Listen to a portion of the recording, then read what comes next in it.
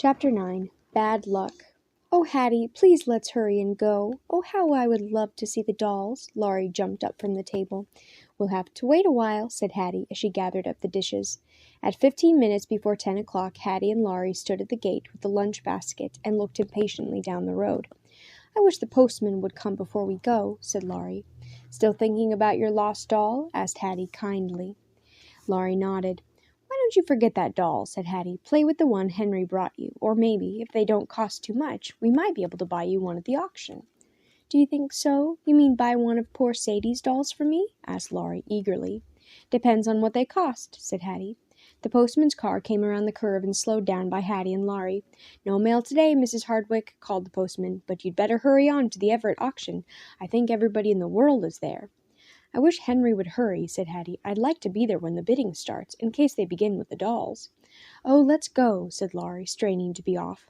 Hattie rummaged in her pocketbook for a handkerchief for her glasses. She looked deeper into the bag and felt around the bottom. "Now, if that doesn't beat all," exclaimed Hattie in disgust. "Henry's got my money. I left my little purse in the car, under the cushion. Now we don't have a nickel to bid with. If we go before Henry gets back." Laurie slumped down on the ground. Oh, if only she had not lost her money! How wonderful it would be if she had her little red purse with the $1 and the nickel that she had had the morning she left home.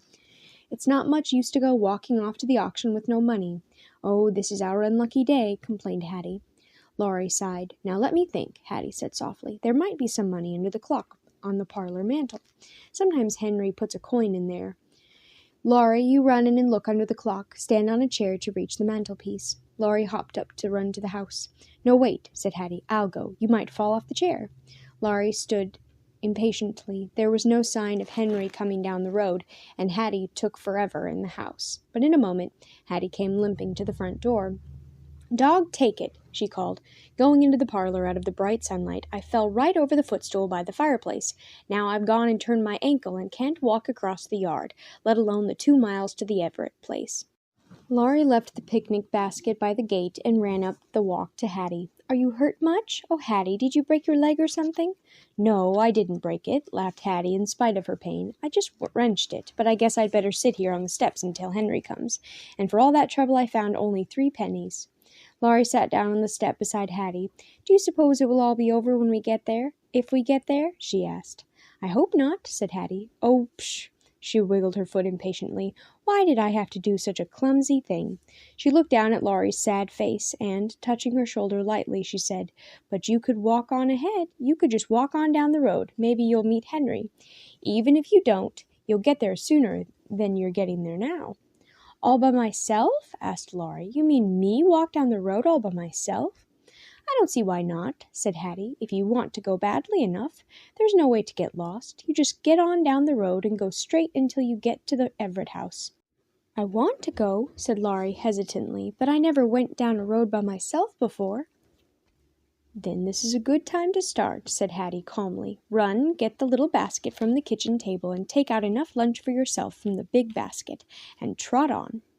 "But won't you need me here?" asked Laurie, hedging. "Oh, go on. I can hobble around well enough. Here, take the 3 pennies. Maybe you can open the bidding with 3 pennies, even if you can't buy anything. When Henry comes, we'll drive over, and maybe between us we can scrape up enough money to buy you a pretty." Laurie put the 3 pennies in her pocket and clasped her lunch basket. She hesitated again. Laurie, who had never walked over 6 city blocks alone, felt very small. "Are you sure it's all right to go alone?" she asked. "Sure, I'm sure," said Hattie. "You want to grow up some day, don't you?" Laurie nodded and remembered what Mr. Turner had said.